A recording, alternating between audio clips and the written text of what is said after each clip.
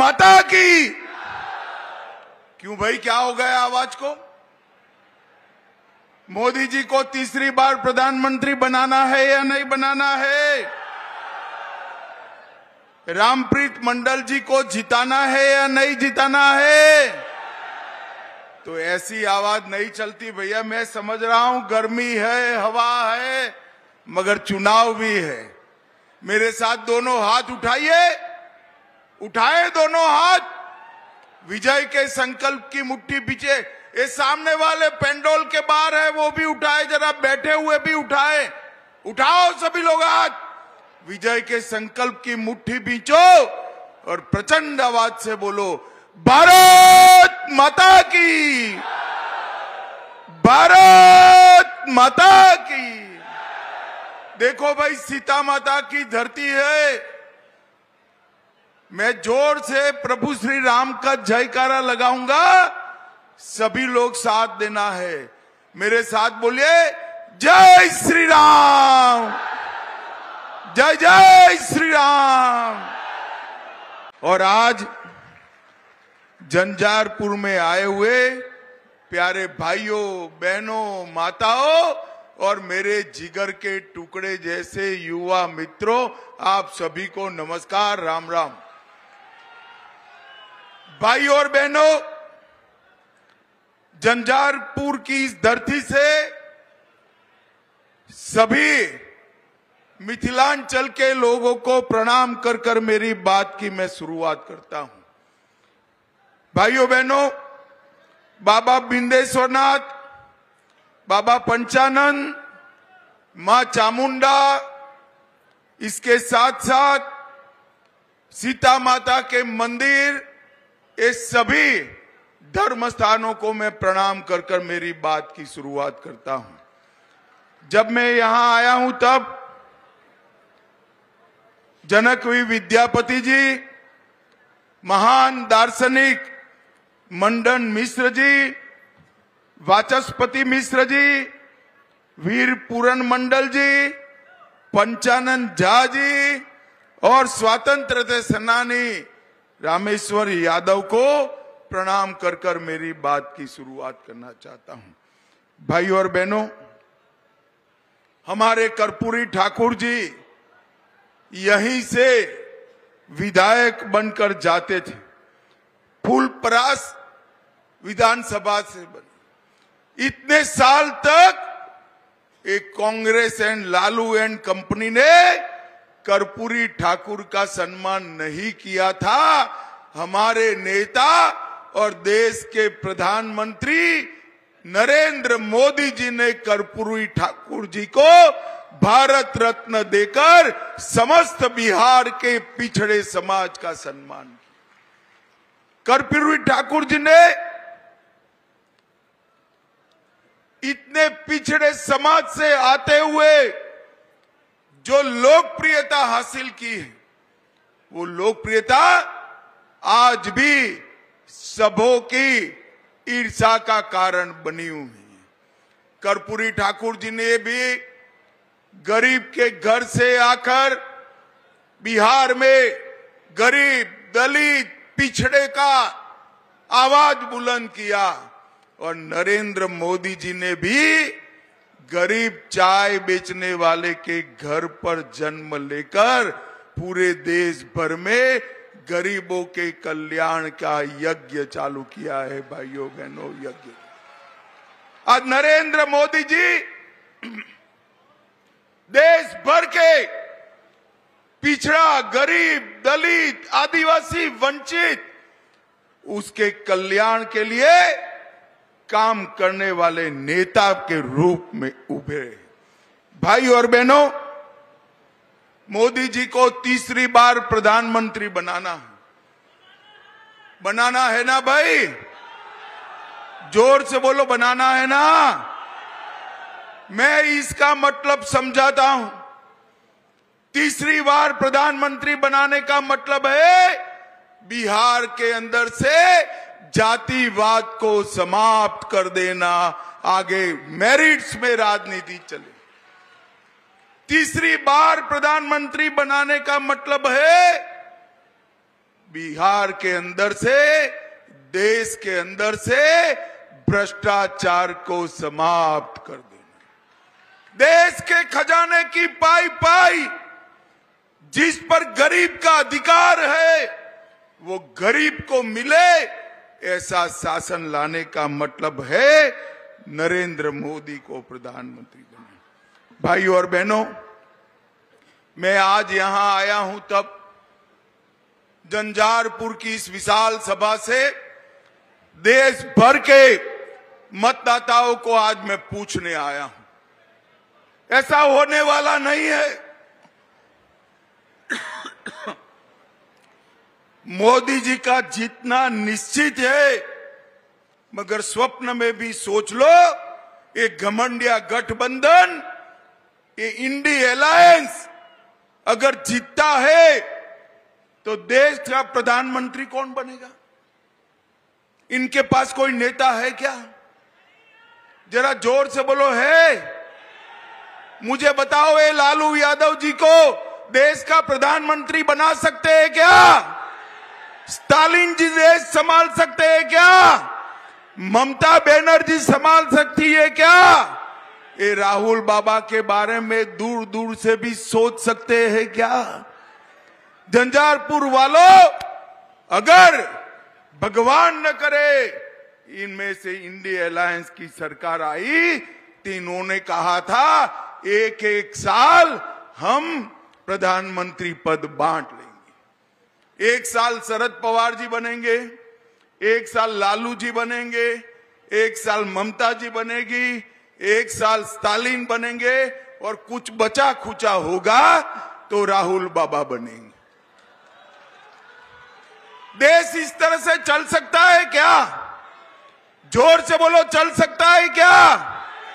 देश पर कोरोना का संकट आया, इस देश के मजबूत नेतृत्व ने देश को संभाल कर बाहर निकाला। देश पर आतंकवाद का साया था, इस देश के मजबूत नेतृत्व ने, नरेंद्र मोदी जी ने बाहर निकाला देश को। देश में नक्सलवाद था, बिहार में भी था।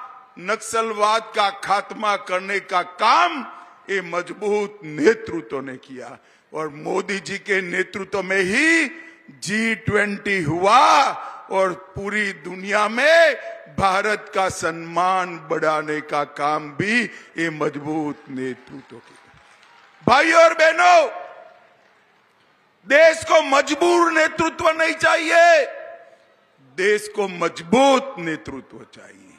झंझारपुर वालों, मैं आपको पूछने आया हूं, आप सभी को कोरोना का टीका लगा है या नहीं लगा है? अरे जोर से बोलो, लगा है या नहीं लगा है? 4 आना भी खर्च हुआ है क्या? मोदी जी ने कॉफी पिलाकर मुफ्त में टीका लगाया ना। छोटे बड़े गरीब धनवान सभी को लगाना भाई। मोदी जी ने 130 करोड़ टीके लगाकर भारत को कोरोना से सुरक्षित करने का काम हमारे नरेंद्र मोदी जी ने किया है। और उस वक्त ये राहुल बाबा मखौल उड़ाते थे, टीका मत लगाइयो, ये मोदी टीका है। ये तो अच्छा है भाई, झंझारपुर वाले उनकी सुनते नहीं, सभी ने लगा दिया। जब राहुल बाबा को लगा कि सभी लोग लगाते हैं, एक दिन अंधेरे में जाकर वो भी टीका लगाकर आ गए। अरे राहुल बाबा, शर्म करो, शर्म करो। कोरोना जैसी बीमारी के समय, महामारी के समय भी आप राजनीति करते हो। झंझारपुर वालों, मुझे बताओ, ये कश्मीर जो है हमारा है या नहीं है? जोर से बोलो, है या नहीं है? ये खड़गे साहब कहते हैं बिहार और राजस्थान का कश्मीर से क्या लेन देन है? अरे खड़गे साहब, 80 पार कर गए आप, परंतु देश को समझ नहीं पाए। कश्मीर के लिए मेरे जंजापुर का बच्चा बच्चा अपनी जान देने के लिए तैयार है। जान 70 साल से ये लोग धारा 370 को एक अनोरस बच्चे की तरह संभाल कर बैठे थे। नरेंद्र मोदी जी ने 5 अगस्त 2019 को धारा 370 को हमेशा के लिए समाप्त कर दिया और कश्मीर को हमेशा के लिए भारत का बना दिया। भाई और बहनों, यूपीए के 10 साल में आए दिन बम धमाके रहते, कोई कुछ नहीं बोलता था, तुष्टीकरण की राजनीति होती थी। मोदी जी आए, उरी और पुलवामा में बम धमाका हुआ, 10 ही दिन में पाकिस्तान के घर में घुसकर सर्जिकल स्ट्राइक और एयर स्ट्राइक कर मोदी जी ने आतंकवाद का सफाया करने का। भाई और बहनों, मोदी जी ने इस देश को आतंकवाद और नक्सलवाद से मुक्त कराया। ये जो घमंडिया गठबंधन है, इनके नेता ये देश को संभाल नहीं सकते। मोदी जी का नेतृत्व ही कोरोना से भी बचा सकता है, आतंकवाद से भी बचा सकता है। कश्मीर में शासन सुशासन मोदी जी ही स्थापित कर सकते। मुझे बताओ भाई, मैं सीता माता की धरती पर आया हूं, अयोध्या में राम मंदिर बनना चाहिए था या नहीं बनना चाहिए था? जोर से बोलो माताएं बहनें, विशेष जोर से बोले, बनना चाहिए था या नहीं बनना चाहिए? 70 साल तक राम जन्मभूमि को मसले को ये लटकाते रहे, अटकाते रहे, भटकाते रहे। मोदी जी ने 5 ही साल में केस भी जीता, भूमि पूजन भी किया और प्राण प्रतिष्ठा कर कर जय श्री राम कर दिया। और भाइयों बहनों, ये तेजस्वी जी को, लालू जी को, राहुल जी को, सोनिया जी को, खड़गे जी को, सबको निमंत्रण मिला कि आइए आप प्राण प्रतिष्ठा के कार्यक्रम में अयोध्या आइए, मगर वो तुष्टीकरण की राजनीति के चलते अयोध्या नहीं गए। और मैं आज बताने आया हूं मित्रों, पूरा देश का राम भक्त और विशेषकर माताएं बहनें ये इंडी अलायंस से नाराज हैं, जिन्होंने प्रभु श्री राम के प्राण प्रतिष्ठा का अनादर किया, बहिष्कार किया। भाई और बहनों, मिथिला का सम्मान लालू जी के समय में बहुत नीचे ले जाने का काम किया। एनडीए की सरकार आई, नीतीश जी की सरकार आई, फिर मोदी जी प्रधानमंत्री बने। तालाब, मछली और मखाना तीनों को बचाने का और संवारने का काम एनडीए ने किया है। एनडीए ने मिथिला को सम्मान देने का काम किया है। भाजपा सरकार ने ही मैथिली भाषा को 8वीं अनुसूची में डालकर मैथिली भाषा को एक नया जीवन देने का काम भारतीय जनता पार्टी ने किया। और यहां पर उच्चैठ भगवती और उग्रतारा भगवती 2 शक्तिपीठ है। मैं आज बताने आया हूं मिथिलांचल वालों को, मोदी जी ने चंद्रमा के दक्षिण ध्रुव पर चंद्रयान दुनिया में पहली बार भारत का पहुंचा और वहां त्रिरंगा जिस पॉइंट पर फहराया गया वो जगह का नाम शिव शक्ति पॉइंट रखकर उच्चैठ भगवती और उग्रतारा भगवती को सम्मान देने का काम किया। भारतीय जनता पार्टी की सरकार ने मखाना उद्योग के लिए ढेर सारे काम किए। 90% मखाना का प्रोडक्शन मिथिला क्षेत्र में होता है।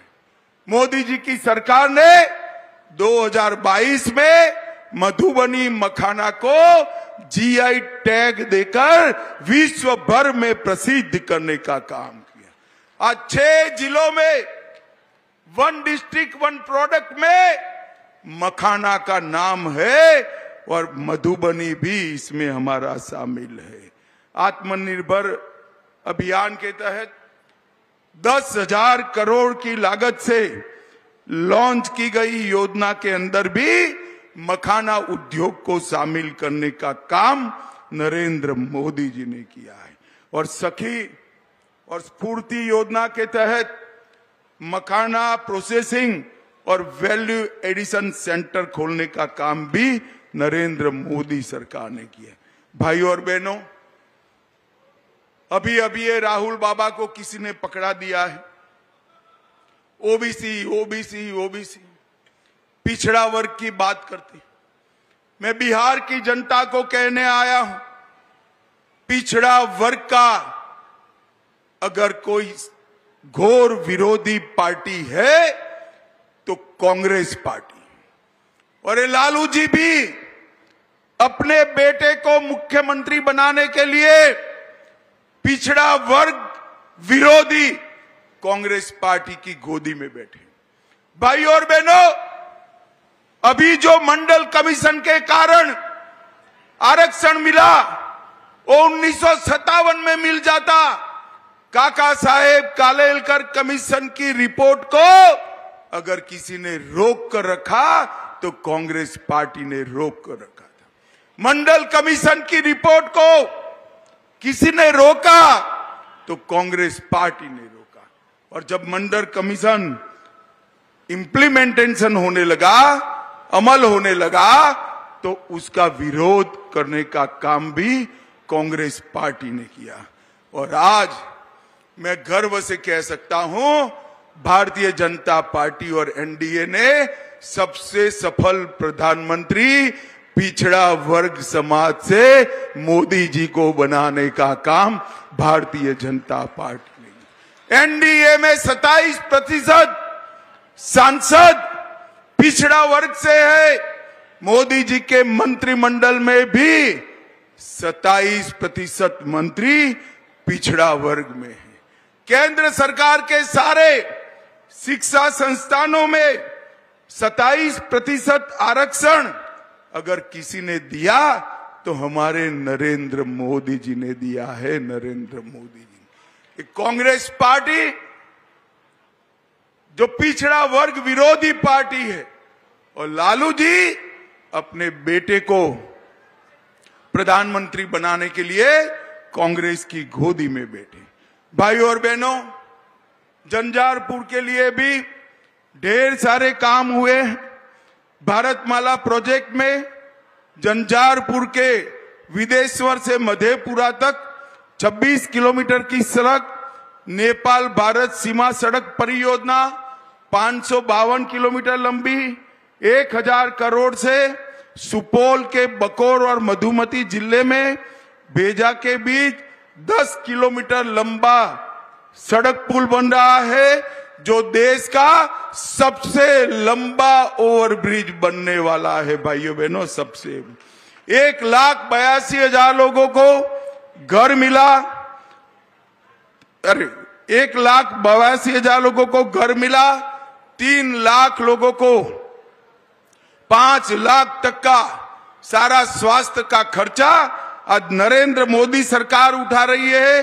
5,12,000 माताओं को गैस का सिलेंडर दिया और 8,70,000 लोगों को प्रति माह प्रति व्यक्ति 5 किलो अनाज मुफ्त में देने का काम हमारे नेता नरेंद्र मोदी जी ने किया। 7 लाख घरों में नल से जल, 3 लाख किसानों को प्रति साल 6,000 रुपया की सम्मान निधि, मखाना का आगे बढ़ाना और कोविड महामारी से पूरे क्षेत्र को सुरक्षित करने का काम नरेंद्र मोदी जी ने किया है। भाई और बहनों, मैं आज झंझारपुर वालों को पूछना चाहता हूं, मोदी जी पूरे भारत को, हमारे बिहार को, मिथिलांचल को आधुनिक युग में ले जाना चाहते हैं और लालू जी लालटेन युग में ले जाना चाहते हैं। मुझे बताओ भाई, आधुनिक युग में जाना है या लालटेन युग में जाना है? जोर से बोलो भाई। और ये लालटेन युग से एलईडी युग की यात्रा एक निर्णायक प्रधानमंत्री नरेंद्र मोदी ही कर सकते। भाइयों और बहनों, लालू जी के समय में ढेर सारे घपले, घोटाले, भ्रष्टाचार हुए और अब भ्रष्टाचारी पकड़े जाते हैं तो वो रोना शुरू करते हैं। मुझे बताओ झंझारपुर वालों, 12 लाख करोड़ रुपए के घपले, घोटाले, भ्रष्टाचार जिन्होंने करा है, मोदी जी ने इस पर कार्यवाही करनी चाहिए या नहीं करनी चाहिए? जोर से बोलो, करनी चाहिए या नहीं करनी चाहिए?